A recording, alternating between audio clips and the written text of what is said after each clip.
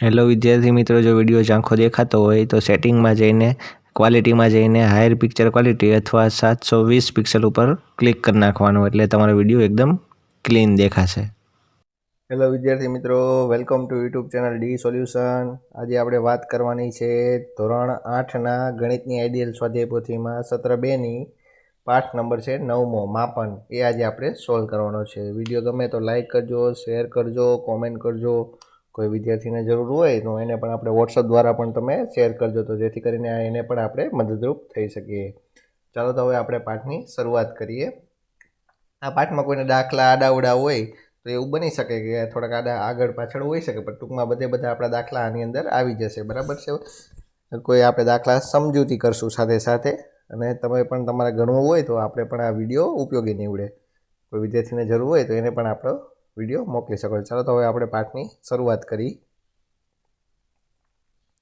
ચાલો, સૌથી પહેલાં આપણને આપ્યું છે બહુકોણનું ક્ષેત્રફળ.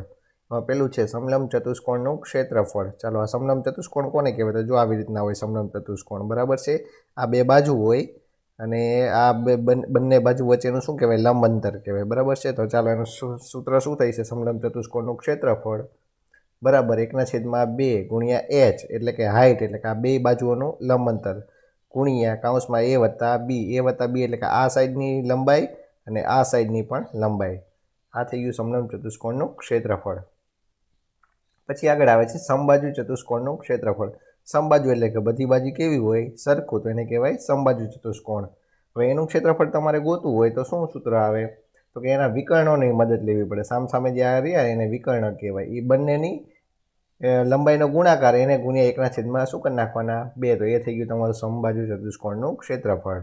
બરાબર. એનું સૂત્ર શું થઈ છે? તો કે સમબાજુ ચતુષ્કોણનું ક્ષેત્રફળ બરાબર 1/2 ગુણ્યા d1 ગુણ્યા d2. જો આ પોઈન્ટ એટલે કે ગુણાકાર જ કહેવાય. બરાબર. d1 ગુણ્યા d2 એટલે કે d1 એટલે આ લંબાઈ થઈ અથવા તો આ લંબાઈ થઈ, કોઈ પણ તમે લઈ શકો છો. બંને લંબાઈનો શું કરી નાખવાનો? ગુણાકાર, ને એને ગુણ્યા શું કરી નાખવાના? 1/2. પછી આગળ આવે છે બહુકોણનું ક્ષેત્રફળ. તો કે બહુકોણનું ક્ષેત્રફળ શોધવા માટે તેનો ચોરસ હોય, લંબચોરસ હોય, ત્રિકોણ હોય અથવા ચતુષ્કોણમાં વિભાજન કરીને સરવાળો કરવામાં આવે છે. બહુકોણમાં બધી બાજુ આવી જતી હોય, જેમ કે ચોરસ પણ આવી જતો હોય, લંબચોરસે હોય. એ બધે બધાનું આ ત્રિકોણનું ક્ષેત્રફળનું શોધી નાખવાનું.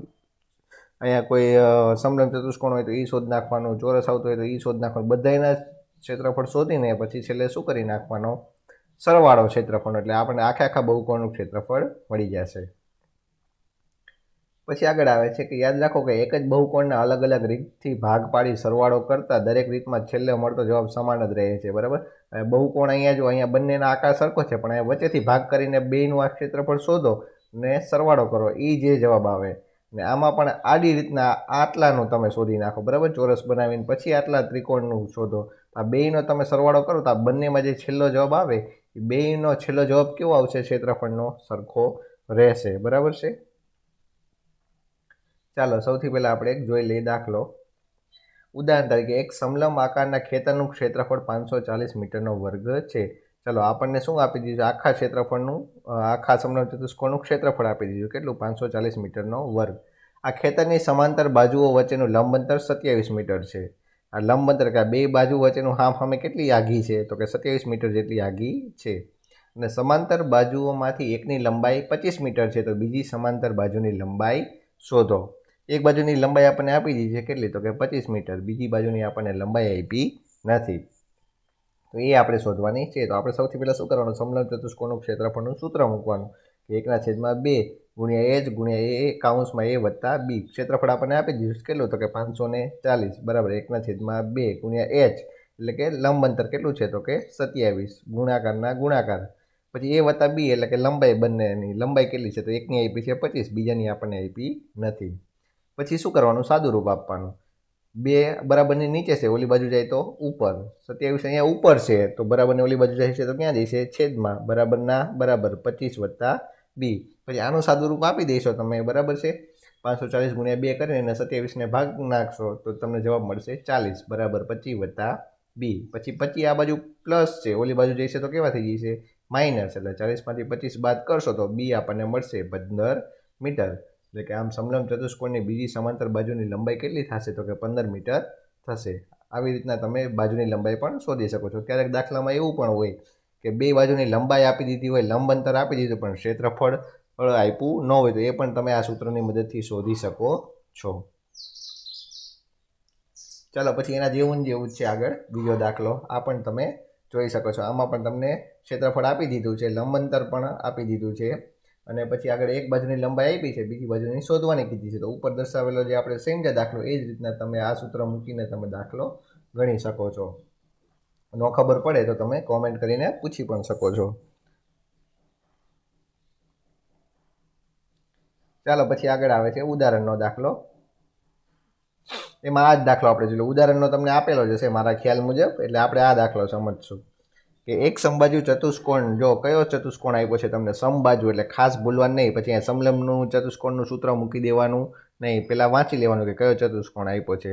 તો કે એક સમબાજુ ચતુષ્કોણનું ક્ષેત્રફળ 300 સેન્ટીમીટરનો વર્ગ છે, તેના એક વિકર્ણની લંબાઈ 50 સેમી છે, તો બીજા વિકર્ણની લંબાઈ શોધો. બરાબર છે. હવે સમબાજુ ચતુષ્કોણ કેવો હોય, તો કે બધી બાજુ એની સરખી હોય. બરાબર છે. તો હવે એનું ક્ષેત્રફળ આપણને આપી દીધું છે, વિકર્ણ એકની લંબાઈ આપી દીધી છે, બીજાની લંબાઈ આપણને શોધવાની કીધી છે. ચાલો તો સૂત્ર મૂકો, સમબાજુ ચતુષ્કોણનું ક્ષેત્રફળ બરાબર 1/2 ગુણ્યા વિકર્ણ એકની લંબાઈ ગુણ્યા વિકર્ણ બેની લંબાઈ. પછી આ સૂત્રની અંદર શું મૂકવાનું? કિંમત મૂકવાની. ચાલો ક્ષેત્રફળ કેટલું છે? 300 બરાબર 1/2 ગુણ્યા D1, એટલે કે પેલી લંબાઈ આપણને આપી છે 50, ગુણ્યા D2, એટલે કે બીજા વિકર્ણની લંબાઈ આપણે શોધવાની કીધી છે, તો એમને રહેવા દેવાનો D2. ચાલો પછી D2 ને બનાવવાના કરતા બનાવો તો બે ક્યાં જતા રહેશે? બરાબરની નીચે છે તો ક્યાં જઈશે? ઉપર. પછી 50 કે ઉપર છે તો ક્યાં જઈશે? નીચે. પછી સાદું રૂપ આપશો તમે 300 ગુણ્યા 2 એટલે 600, 600 ભાગ્યા 50 કરશો તો તમને જવાબ મળશે 12 સેમી. તો સમબાજુ ચતુષ્કોણના બીજા વિકર્ણની લંબાઈ કેટલી હશે? તો કે 12 સેમી હશે. ચાલો પછી તમને આગળ બીજો પણ એક ઉદાહરણ જ આપેલો છે, એ પણ તમને અંદર આપી દીધેલો છે. બરાબર છે. તમે જોઈ શકો છો અહીંયા બે સમલંબ ચતુષ્કોણ આપેલો છે. બરાબર છે. હવે આ સમલંબ ચતુષ્કોણમાં જો આ બંનેની લંબાઈ પણ આપી દીધી છે, લંબ અંતર પણ આપી દીધું છે. એમાં શું શોધવાનું કીધું છે? ક્ષેત્રફળ શોધવાનું કીધું છે. બરાબર. તો એનું સૂત્ર મૂકી દેવાનું, ક્ષેત્રફળ શોધી લેવાનું. પછી આગળ શું કીધું છે કે જો ટેબલના પાટીને રંગવાનો ખર્ચ ₹15 પ્રતિ મીટરનો વર્ગ હોય, તો જે ક્ષેત્રફળ શોધ્યું એમાં 1 મીટરનો વર્ગનો કેટલો ખર્ચો થતો હોય? તો 15 રૂપિયા થતો હોય. તો જેટલું ક્ષેત્રફળ આવ્યું હોય તો એટલા મીટર રંગવાનો ખર્ચ કેટલો થાય? બરાબર. 1 મીટર રંગવાનો ખર્ચ 15 રૂપિયા, તો 12 મીટર રંગવાનો ખર્ચ કેટલો? તો આ બેનો શું કરી નાખવાનો? ગુણાકાર. તો કુલ ખર્ચ કેટલો થાય છે આખામાં રંગવાનો ખર્ચ? તો કે 180 રૂપિયા થશે. ચાલો આ પણ આપણો દાખલો થઈ ગયો. પછી આગળ આવે છે ત્રીજા નંબરનો દાખલો કે જમીન પર પાથરવામાં આવતા કાપડમાં એક સમલંબ ચતુષ્કોણ, જો આપણને આપી દીધો છે, કયો ચતુષ્કોણ આપ્યો છે? સમલંબ ચતુષ્કોણ. આકારનું છિદ્ર પડી ગયેલ છે, તેની બે સમાંતર બાજુઓની લંબાઈ અને સમાંતર બાજુઓનું લંબ અંતર અનુક્રમે એટલે કે વારાફરતી. બરાબર. પહેલાં જોવાનું બે સમાંતર બાજુની લંબાઈ, એટલે પહેલાં બે શું આપ્યું છે? લંબાઈ આપી છે 5 અને 3, અને છેલ્લે શું આપ્યું છે? લંબ અંતર. તો લંબ અંતર કેટલું છે? 2 મીટર છે. હવે અહીંયા થીગડું લગાવવા માટે વપરાતા કાપડનો ભાવ 70 પ્રતિ મીટરનો વર્ગ હોય, તો છિદ્ર પડી ગયેલ ભાગનો થીગડું મારવા માટેનો ખર્ચ સમજાવો. ચાલો તો સૌથી પહેલાં શું શોધ નાખવાનું? સૂત્ર મૂકીને સમલંબ ચતુષ્કોણનું ક્ષેત્રફળ. બરાબર. ક્ષેત્રફળ શોધી નાખવું. હવે થીગડું કેટલા પડી ગયું આપણને કીધું નથી, એટલે આખું ક્ષેત્રફળ જ આપણે ગોતી નાખવાનું. બરાબર છે. એટલે આખું ક્ષેત્રફળ ગોતી નાખો તમે. બરાબર છે. તો એ ક્ષેત્રફળ તમારું થઈ જશે સૂત્ર મૂકીને 8 મીટરનો વર્ગ. 8 મીટરના વર્ગમાં તમારે હોય ભાવ, તો 1 મીટરના 70 રૂપિયા હોય, તો 8 મીટરના કેટલા? તો આ બેનો શું કરી નાખવાનો? ગુણાકાર. 7 × 8 = 56 ને પાસે મીંડું, એટલે 560 રૂપિયા જેટલો તમારો ખર્ચ થીગડું મારવા માટે થશે. પછી આગળ ચોથા નંબરનો, દિશાસૂચક બોર્ડનો આકાર સમબાજુ ચતુષ્કોણ પ્રકારનો છે. રસ્તામાં વપરાતા દિશાસૂચક બોર્ડના વિકર્ણોની લંબાઈ અનુક્રમે 30 સેમી અને 45 સેમી છે. બરાબર. તો તેને રંગવાનો ખર્ચ 4 રૂપિયા સેમીનો વર્ગ હોય, તો દિશાસૂચક બોર્ડને રંગવાનો કુલ ખર્ચ શોધો. બરાબર. હવે કહી દીધું છે કે સમબાજુ ચતુષ્કોણ છે, એના વિકર્ણોની લંબાઈ આપી દીધી છે, એની ઉપરથી ક્ષેત્રફળ શોધી નાખશું. બરાબર છે. સમબાજુ ચતુષ્કોણનું ક્ષેત્રફળ બરાબર 1/2 ગુણ્યા વિકર્ણ 1 ગુણ્યા વિકર્ણ 2. વિકર્ણ 2 શું કરી નાખવાનો? ગુણાકાર. બરાબર છે. એની ઉપરથી ક્ષેત્રફળ મળી ગયું. બરાબર છે. તો કેટલું મળ્યું? 675. 675 મળે એટલે આપણને ક્ષેત્રફળ મળી ગયું. બરાબર. 4 સેમી એટલે સોરી 1 સેમી એ કેટલો ખર્ચો થાય છે 4 રૂપિયા, તો 675 સેમી એ કેટલા, તો કુલ રૂપિયા કેટલો થાય છે ખર્ચો, તો કે 2700 રૂપિયા જેટલો ખર્ચો થશે. પછી આગળ ઉદાહરણમાં તમને આપી દીધેલું છે, બરાબર છે, એ પણ તમે જોઈ શકો છો.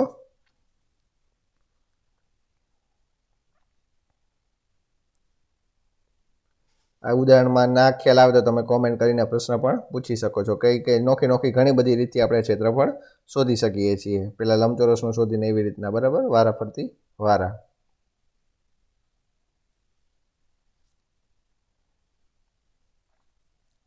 ચાલો અહીં એક દાખલો આપી દીધેલો છે 5મા નંબરનો, કે નીચે દર્શાવેલ નિયમિત અષ્ટકોણનું ક્ષેત્રફળ શોધો. બરાબર, જો અહીંયા તમને ભાગ કરીને પણ અહીંયા તમને આ સમલંબ ચતુષ્કોણ આ 2 ધારી લેવાના, પછી વચ્ચે શું ધારી લેવાનો, લંબચોરસ. બરાબર, ચાલો અહીં હિન્ટ આપી છે તમને કે અષ્ટકોણનું કોઈ પણ એક રીતે વિભાજન કરી મળતા દરેક ભાગના ક્ષેત્રફળનો સરવાળો કરવો. બરાબર, અહીં અષ્ટકોણ છે 1 2 3 4 5 6 7 અને 8. અહીં અષ્ટકોણનું વિભાજન 2 એક સમલંબ ચતુષ્કોણ અને એક લંબચોરસમાં થાય છે. એટલે કે જો આ એક પહેલો સમલંબ ચતુષ્કોણ, આ પણ બીજો સમલંબ ચતુષ્કોણ, ને વચ્ચે શું છે તો કે લંબચોરસ આપેલો છે. હવે આખા અષ્ટકોણનું ક્ષેત્રફળનું શોધવું હોય તો આ બેયનો સરવાળો કરવો પડે. એટલે કે બેયનો એટલે કે આ સમલંબ ચતુષ્કોણ, આ અને આ લંબચોરસ ત્રણેયનો સરવાળો ક્ષેત્રફળનો કરો એટલે તમને શું મળી જશે, આખા અષ્ટકોણનું ક્ષેત્રફળ. હવે અહીંયા ધ્યાન રાખજો, આપણે સૌથી પહેલાં શું કરી નાખવાનું છે, અને આ 2 છે તો પહેલાં શું મૂકી દેવાના, 2 સમલંબ ચતુષ્કોણ એટલે 2 ગુણ્યા 1/2 ગુણ્યા હાઈટ એટલે કે 3 છે. આ 3 છે તો આ કેટલી હશે, 3. બરાબર, પછી 3 ને 3 6 ન લખાય કારણ કે આગળ આપણે 2 લગાડી દીધા છે. બરાબર, પછી કૌંસમાં 17 એટલે કે આટલી લંબાઈ 17 છે તો આ એટલી લંબાઈ પણ કેટલી થશે, 17 જ થશે. બરાબર છે, આ પણ કેટલી થશે, 17 જ થશે. પછી આટલી આ 6 છે તો આ પણ કેટલી થશે, 6 જ થશે, એટલે +6. બરાબર, પછી આગળ +17 ગુણ્યા 6. હવે આ 17 ગુણ્યા 6 કેમ આવ્યા, તો કે લંબચોરસનું ક્ષેત્રફળ આવ્યું. બરાબર છે, જો લંબચોરસનું ક્ષેત્રફળ, લંબાઈ ગુણ્યા પહોળાઈ, લંબાઈ કેટલી છે 17 અને આ કેટલું છે 6, તો આ 6 હોય તો આ કેટલું હોય 6, આ પણ કેટલું હોય 6, તો આની લંબાઈ પણ આપણને મળી ગઈ કેટલી, તો કે 6. બરાબર, પછી આગળ તમે સાદુરૂપ આવશો તો આપણને જવાબ મળી જશે 171 સેમીનો વર્ગ. તો આખા આપણને અષ્ટકોણનું આપણે ક્ષેત્રફળ મળી જશે 171 સેમીનો વર્ગ. પછી આગળ તમને સરસ મજાનો બીજો દાખલો શોધ્યો છે. આમાં બરાબર છે, બહુકોણનું ક્ષેત્રફળ, વારા ફરતી વારા બધાય ત્રિકોણનું ક્ષેત્રફળ શોધવાનું, પછી સમલંબનું શોધવાનું. બરાબર છે, એવી રીતના આગળ તમે શોધતા જશો એટલે છેલ્લે આપણને દરેકના સરવાળો કરીને છેલ્લે આપણને મળી જશે. બરાબર છે, જો આ છેલ્લે લાસ્ટમાં શું કરી નાખ્યો છે, બધાનો સરવાળો કરી નાખ્યો છે.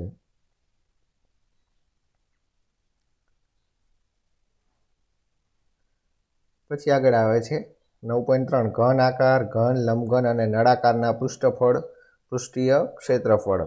ચાલો, ઘન આકાર એ કેવો છે તો કે ત્રિપરિમાણીય, 3 ડાયમેન્શનલ એટલે કે 3D આકારનો છે.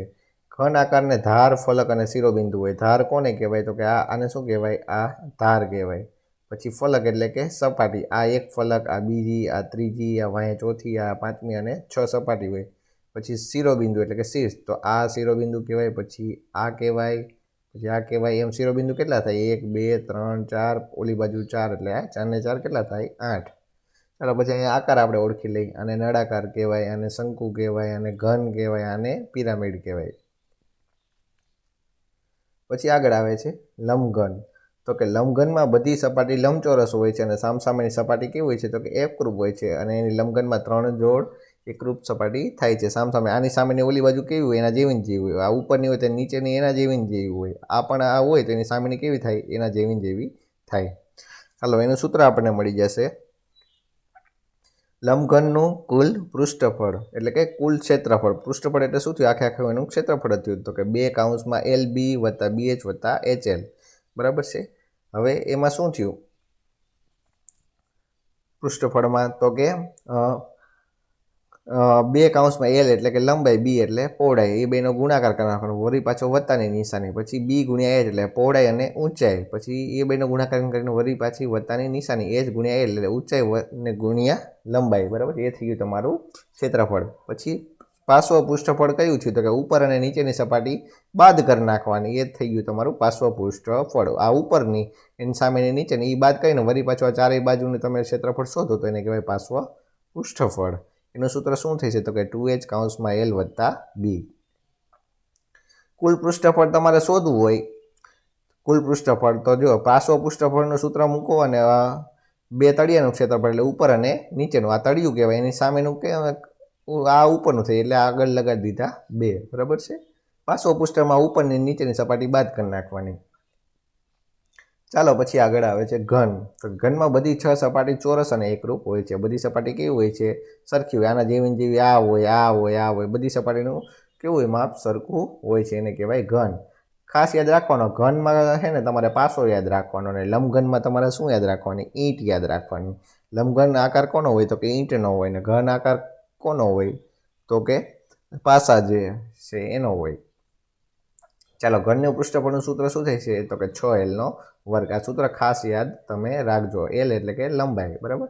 ને આ પૃષ્ઠફળનું સૂત્ર અને પાર્શ્વ પૃષ્ઠફળનું સૂત્ર પણ યાદ રાખજો. એના ઉપરથી પછી આગળ દાખલા ગણવાના આવશે. પછી અહીંયા આગળ આપણને આપ્યો છે નળાકાર. તો કે નળાકાર એક વક્ર સપાટી છે અને 2 વર્તુળાકાર ફલક ધરાવે છે. 2 વર્તુળાકાર એટલે કે જે ઉપર કેવું હોય? ગોળ હોય, નીચે પણ કેવું હોય? ગોળ. ને આ જે ફરતી બાજુ હોય એને કહેવાય વક્ર સપાટી, બરાબર. નળાકાર આપણે જોવું હોય તો આપણે કોઈ પાઇપ છે કે એ પણ તમે લઈ શકો છો, બરાબર. હસ્તી હોય વાડીમાં, કે કોઈ એવો નળાકાર ડબ્બો હોય છે, બહેણી હોય છે, બધું શેમાં આવે? બહેણી હોય ને બધું નળાકારની અંદર આવે. પછી જો તમારે એક નળાકારમાં શું હોય તો કે આ ઉપર વર્તુળ હોય તો અંદર શું આવે? આટલી ત્રિજ્યા. પછી આ એની ઊંચાઈ આવે. હવે આના જેટલી ત્રિજ્યા હોય એટલી ને એટલી ક્યાં હોય? ત્રિજ્યા આટલી હોય, બરાબર છે. જ્યાં ત્રિજ્યા એટલે કે r, અને ઊંચાઈ અથવા લંબાઈ એને h અથવા l પણ તમે લઈ શકો છો. નળાકારની વક્ર સપાટીનું ક્ષેત્રફળ શું થાય તો કે 2πrh. પાય એટલે કે 22/7 મૂકવાની, r એટલે ત્રિજ્યા ને h એટલે કે ઊંચાઈ. પછી વક્ર સપાટીનું ક્ષેત્રફળ બરાબર નળાકારનું પાર્શ્વ પૃષ્ઠફળ, બે કેવું થાય? સરખું જ થાય. વક્ર સપાટી એટલે કે આ ફરતી બાજુનું, ઉપર અને નીચેની સપાટીને શું કરી નાખવાની? બાદ કરી નાખવાની. એને બરાબર નળાકારનું પાર્શ્વ પૃષ્ઠફળ. એમાં પણ શું હોય તો કે ઉપર અને નીચેની સપાટી ગણવામાં આવતી નથી. નળાકારનું કુલ પૃષ્ઠફળ ગોતવું એટલે કે આખું નળાકાર, તો એમાં આ વક્ર સપાટી પણ આવી જાય, ઉપરની સપાટી આવી જાય અને નીચેની સપાટી પણ આવી જાય. પાર્શ્વ પૃષ્ઠફળ એટલે શું થયું? નળાકારનું કુલ પૃષ્ઠફળ જ, વક્ર સપાટીનું ક્ષેત્રફળ થયું. એટલે કે વક્ર સપાટીનું ક્ષેત્રફળ કેટલું થયું? 2πrh વત્તા 2 કૌંસમાં વર્તુળનું ક્ષેત્રફળ. વર્તુળનું ક્ષેત્રફળ શું થાય તો કે πr². અહીંયા 2 લખ્યા છે, કેમ તો કે ઉપરનું વર્તુળ આવે અને નીચેનું પણ વર્તુળ આવે, બરાબર છે. હવે નળાકારનું કુલ પૃષ્ઠફળ શોધવું હોય તો આ સૂત્રમાંથી એમને છેલ્લે બનાવીને જો આવી રીતના મૂક્યું. બેમાંથી શું કાઢી નાખ્યા? 2 કોમન, પાઈ કોમન, r કોમન, બરાબર છે. તો અહીંયા શું વધ્યા? h, ને અહીંયા 2r હતા એટલે કે 1r વધ્યો, બરાબર છે. હવે નવું આપણને કુલ પૃષ્ઠફળનું ક્ષેત્રફળ મળ્યું 2πr કૌંસમાં h વત્તા r, બરાબર. આ સૂત્ર મૂકીને પણ તમે કરી શકો છો, પણ થોડુંક લાંબુ થઈ જાય એટલે કે આપણે આ સાદું સિમ્પલ વાપરવાનું. પછી આગળ નીચેના આકારને નળાકાર ન કહી શકાય કારણ કે તેમાં 2 એકરૂપ વર્તુળાકાર ફલક આવેલી નથી. જો આને નળાકાર કહેવાય નહીં. જો કારણ કે જો આ વર્તુળ અને આ વર્તુળ બે સરખા નથી, બરાબર છે. બેનું ક્ષેત્રફળ કેવું થઈ જાય? અલગ અલગ થઈ જાય, બરાબર. બહુ સરસ માહિતી આપેલી છે, બરાબર છે, સમજવા માટે. પછી આગળ દાખલા આવશે એટલે એ પણ આપણે જોઈ લેશું. ચાલો પછી આગળ આવે છે લંબવૃત્તીય નળાકાર. લંબવૃત્તીય એટલે કે જો આવશે ત્રાંસા જેવો હોય છે, બરાબર છે, બરાબર. આને ન કહેવાય, બરાબર. લંબવૃત્તીય તો કે જે નળાકારમાં વર્તુળાકાર સપાટીના મધ્ય કેન્દ્રને જોડતો રેખાખંડ આધારને લંબ હોય તેવા નળાકારને લંબવૃત્તીય કહેવાય. એટલે કે આ સામસામે કેન્દ્ર કેવા આવવા જોઈએ? સામસામે આવવા જોઈએ, બરાબર છે. બરાબર, આમાં સામસામે આવતા નથી, જ્યાં લંબ ખૂણો બનતો નથી, આ ખૂણો ફરી જાય છે, અહીંયા કેવો આવશે? 90નો ખૂણો બનતો હોવો જોઈએ, બરાબર. ચાલો હવે સૂત્ર થોડાક યાદ રાખી લઈશું આપણે. આગળ જે જોયા હતા એ જ તે, બરાબર. લંબઘનનું કુલ પૃષ્ઠફળ શોધવાનું સૂત્ર લખો તો કે લંબઘનનું કુલ પૃષ્ઠફળ બરાબર 2 કૌંસમાં LB વત્તા BH વત્તા HL. લંબઘન કે એટલે આપણે શું યાદ રાખવાની? ઈંટ. પછી ખુલ્લા લંબઘન ક્ષેત્રફળ શોધવાનું સૂત્ર લખવાનું. ખુલ્લો લંબઘન એટલે કે ઉપર અને નીચેની સપાટી બાદ કરી નાખવાની. તો એનું સૂત્ર શું થશે તો કે 2H કૌંસમાં L વત્તા B. પછી આગળ આવે છે સમઘનનું કુલ પૃષ્ઠફળ, તો કે 6 × L² એટલે કે લંબાઈનો વર્ગ. પછી આગળ આવે છે સમઘનનું પાર્શ્વ પૃષ્ઠફળ શોધવાનું સૂત્ર લખો. પાર્શ્વ પૃષ્ઠફળ એટલે કે ઉપરની નીચેની સપાટીને શું કરી નાખવાની, ગણવાની નહીં. તો એનું સૂત્ર શું થાય, 2 સપાટી બાદ થઈ ગઈ તો કેટલી થઈ ગઈ, 4. તો કે સમઘનનું પાર્શ્વ પૃષ્ઠફળ બરાબર 4 ગુણ્યા લંબાઈનો વર્ગ. પછી નળાકારના પાયાનો પરિઘ શોધવાનો સૂત્ર, બરાબર છે. પરિઘ એટલે કે ફરતી બાજુ, બરાબર છે. તો એનો પરિઘ શોધવો હોય તો 2πr. પછી પાયાનું ક્ષેત્રફળ શોધવું હોય તો પાયાનું ક્ષેત્રફળ કેવું હોય, વર્તુળ હોય તો વર્તુળનું ક્ષેત્રફળ શું થાય, તો કે πr² વર્ગ. પછી નળાકારની વક્ર સપાટીનું ક્ષેત્રફળ શોધવું હોય તો કે ફરતી બાજુ ઉપર નીચેની ગણવાની નહીં, તો એનું સૂત્ર થઈ છે 2πrh. પછી બંધ નળાકારનું કુલ પૃષ્ઠફળ એટલે કે ઉપર અને નીચેની સપાટી પેક હોય, બંધ હોય તો એ ગણવાની, એટલે કે કુલ પૃષ્ઠફળ શોધવાનું. તો કુલ પૃષ્ઠફળ શોધવાનું સૂત્ર આપણે જોયું હતું કે બંધ નળાકારનું કુલ પૃષ્ઠફળ બરાબર 2πr વત્તા h. સૂત્ર ખાસ પાકા કરજો, અને કોઈ વિદ્યાર્થીને જરૂર હોય તો એને પણ આપણે ખાસ કરીને બધાને મોકલજો. વિડીયો ગમ્યો હોય તો લાઈક કરજો, બરાબર. આવીને હવે વિડીયો આપણી ચેનલમાં આવતા રહેશે. પછી આગળ આપણે જોઈ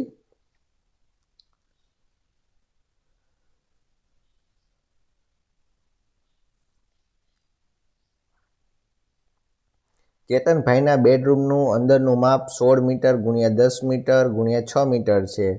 બેડરૂમને રંગવાનો ભાવ ₹6 પ્રતિ ચોરસ મીટર હોય તો બેડરૂમની ચારે દિવાલને રંગવાનો ખર્ચ કેટલો થશે?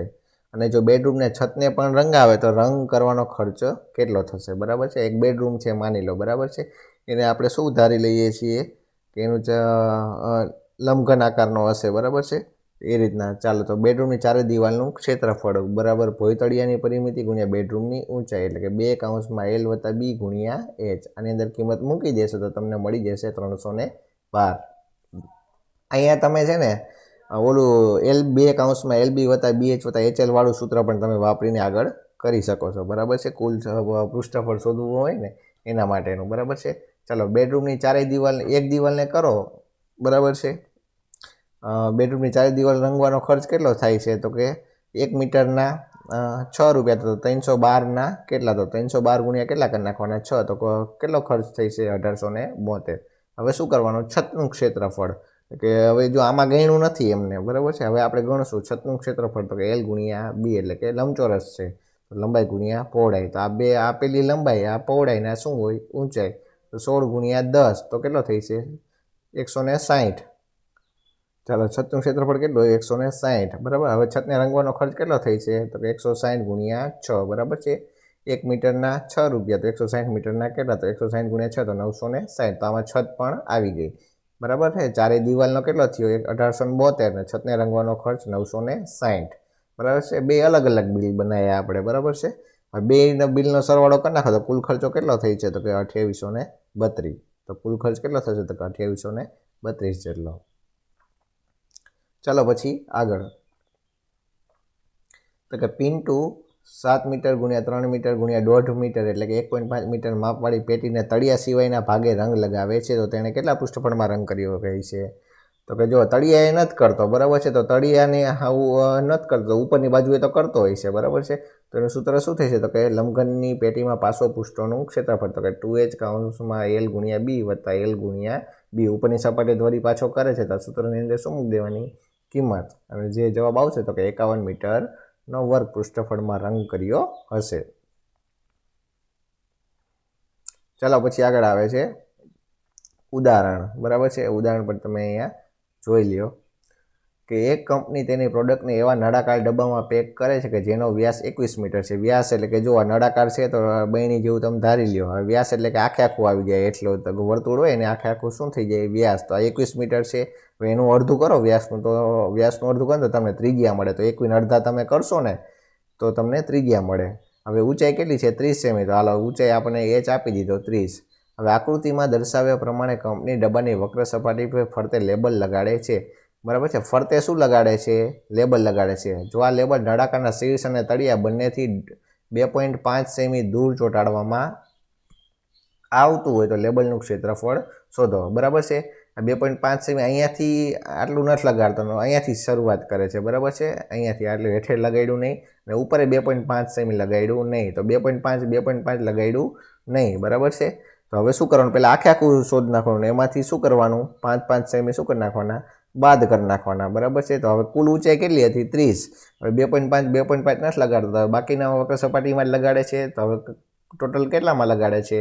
તો કે 25 સેમીમાં, બરાબર છે. તો 2.5 2.5 બાદ કરી નાખો તો હવે કેટલું થઈ ગયું? 25. બાકીનામાં લગાડે છે, બરાબર છે.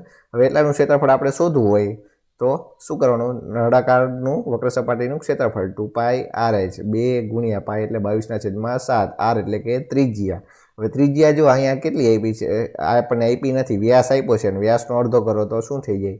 ત્રિજ્યા. તો 21ના અડધા કરી નાખ તો 21/2 એમ કરીને લખો તોય હાલે, અને આના અડધા કરીને તમે મૂકો તો 21ના અડધા કેટલા થાય? તો કે 10.5 એમ લખી નાખો એકવાર તો પણ ચાલે, બરાબર છે.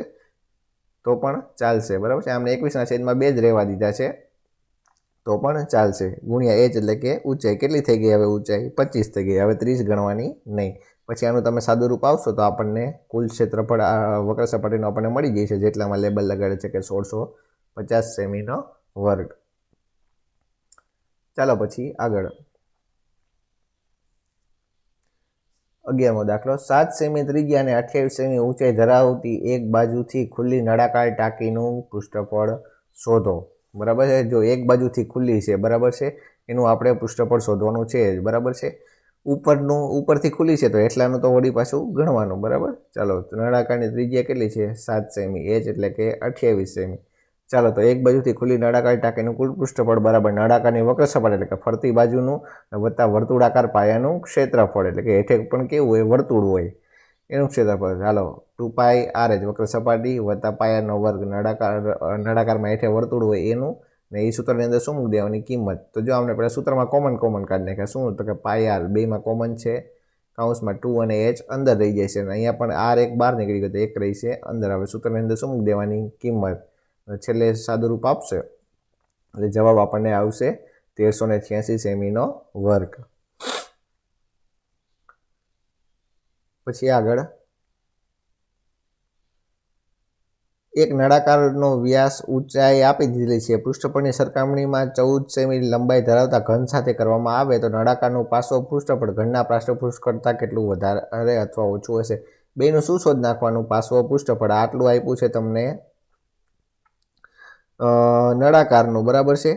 જો વ્યાસ અને ઊંચાઈ બે આપી દીધા છે, કેટલા કેટલા? તો કે 14, બરાબર. વ્યાસ અને એની ઉપરથી તમને ત્રિજ્યા મળી જાય, અને એની જગ્યાએ આમાં શું કરી નાખવાનું? પૃષ્ઠફળની સંખ્યા 14 સેમી લંબાઈ ધરાવતો ઘન, તો આ ઘનનું પણ પૃષ્ઠફળ શોધી નાખવાનું. પછી જોઈ લેવાનું કે બેમાંથી કોનું વધારે છે. તો જો અહીંયા તમને સમઘનનું કેવું લાગશે? વધારે લાગશે, 784. ઓલામાં કેટલું છે? નળાકારનું થઈ છે 616. ને કેટલું ડિફરન્સ આવ્યો? તો એ આમાંથી આ બાદ કરી નાખશો તો તમને મળી જાય છે જવાબ, તો કે 169 સેમીનો વર્ગ, બરાબર. સાવ ઇઝી દાખલા છે. ચાલો પછી આગળ આવે છે ઘન, લંબઘન અને નળાકારનું ઘનફળ અને કદ, બરાબર. કદ એટલે કે વોલ્યુમ.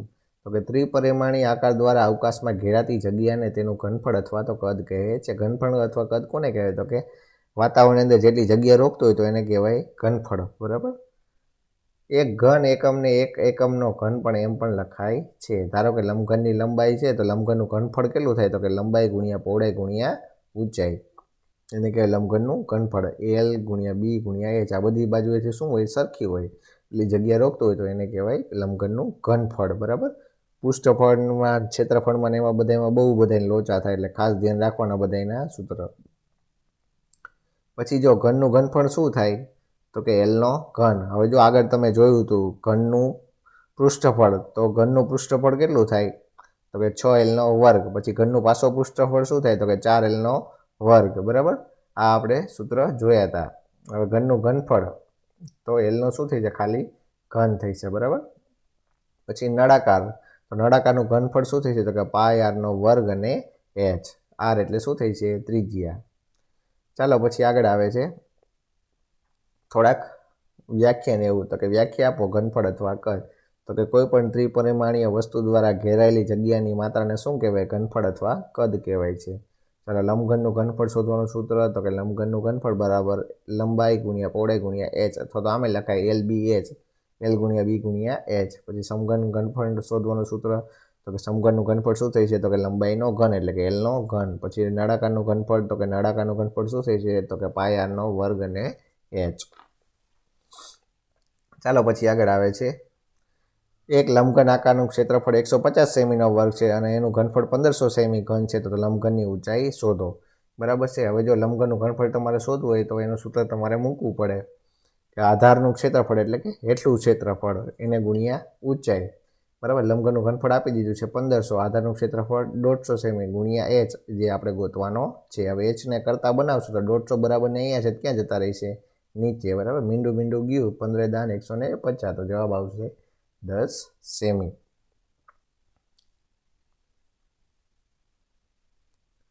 ચાલો પછી આગળ છે કે એક લંબઘન બોક્સનું માપ 55 સેમી ગુણ્યા 50 સેમી 25 સેમી છે. આ લંબઘન બોક્સની અંદર 5 સેમી બાજુવાળા કેટલા નાના સમઘન રાખી શકાય?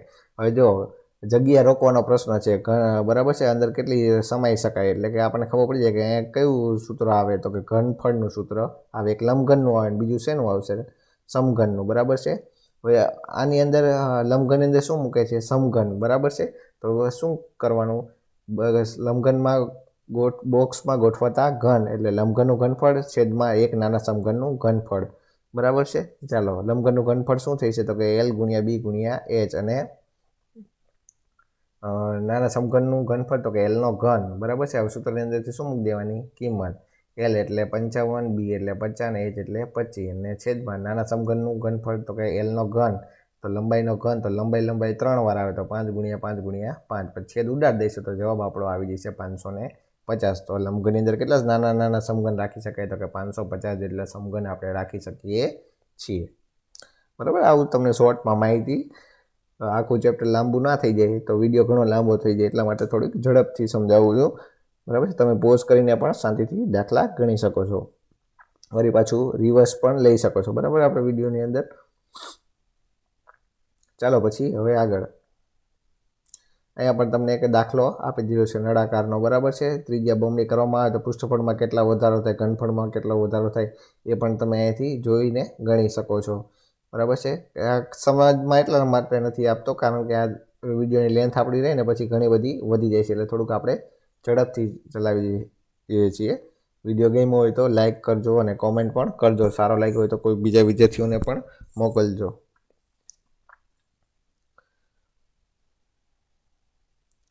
ચાલો પછી આગળ અહીંયા તમને આગળ શું આપી દીધા છે? જો ઘનની કોઈ એક બાજુને 4 ગણી કરવામાં આવે તો ઘનનું ઘનફળ કેટલું થાય ને પૃષ્ઠફળમાં કેટલું ગણું વધારો થાય છે એનો પણ તમને દાખલો આપી દીધેલો છે. બરાબર છે. ઘનફળ કેટલું થાય? તો કે 4 ગણું થાય, ને ક્ષેત્રફળ પણ કેટલું થાય? તો કે 3 ગણું થશે. એની સમજૂતી પણ તમને અહીંયા સૂત્ર દ્વારા પણ આપી દીધેલી છે. બરાબર. ગણવું હોય તો પોઝ કરીને પણ ગણી શકો છો. બરાબર છે. આ લાંબી સમજૂતી બહુ વાર લાગે એટલા માટે સમજૂતી હું તમને આપતો નથી. ચાલો પછી આગળ આવે છે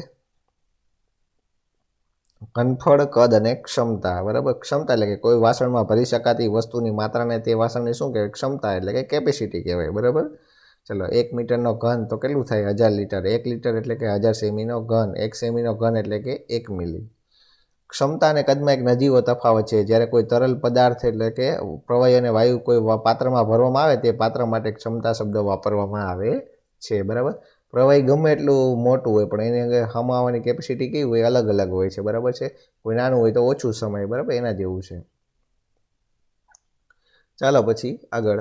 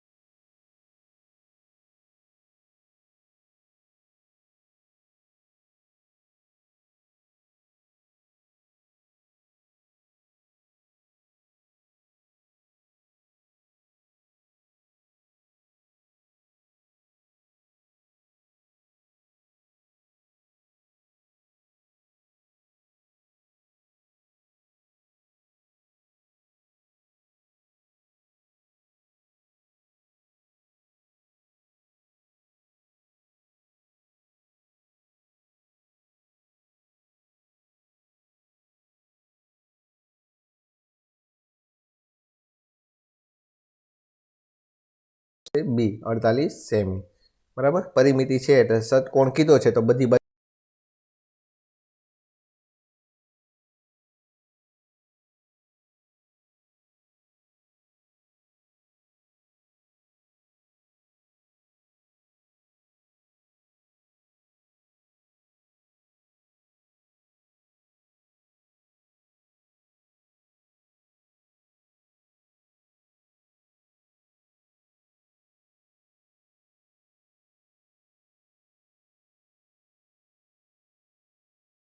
હોય છે તો જવાબ આવશે એ, લંબઘન.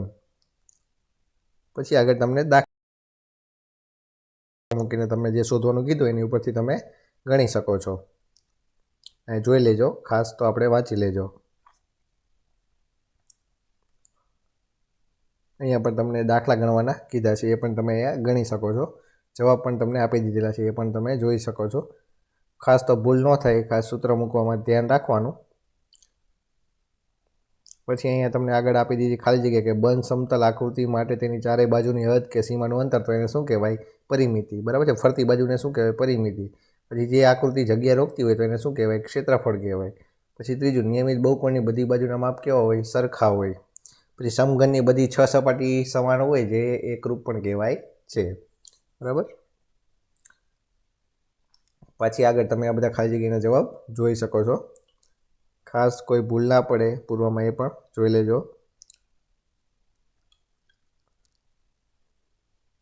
પછી આગળ ત્રીજા નંબરનો પ્રશ્ન તમારો આવે છે ખરા ખોટાનો, બરાબર. એ પણ ખાસ વાંચીને લખી લેજો. એટલે આપણે એટલા માટે નથી સમજાય કે પછી આપણો શું થઈ જાય, વિડીયો થોડોક લાંબો થઈ જાય છે, એટલા માટે આ ખાસ જોઈ લેજો. પછી આગળ આવે છે જોડકા, જે આપણે સૂત્ર જોયા હતા એ જ છે, બરાબર. સમઘનનું ઘનફળ તો જવાબ આવશે એલનો ઘન સી. પછી બીજું છે નળાકારનું કદ, તો જવાબ આવશે ડી પાય વર્ગ એચ. પછી ત્રીજું છે લંબઘનનું પૃષ્ઠફળ, તો જવાબ આવશે બી 2 LB વત્તા BH વત્તા HL. પછી ચોથું છે નળાકારનું કુલ પૃષ્ઠફળ, તો જવાબ આવશે એ 2πr વત્તા H, બરાબર છે. ચાલો, તો અહીંયા આપણો આ પાઠ પૂરો થાય છે. વિડીયો કેવો લાગ્યો તે કોમેન્ટ કરજો. કોઈ વિદ્યાર્થીને જરૂર હોય તો એને પણ ખાસ કરીને આપણો વિડીયો પહોંચાડજો, જેથી આપણે પણ બીજાને મદદરૂપ થઈ શકીએ. ચાલો, તો વળી પાછા મળીશું નવા વિડીયોમાં. ત્યાં સુધી જોતા રહો આપણી ચેનલ ડી સોલ્યુશન.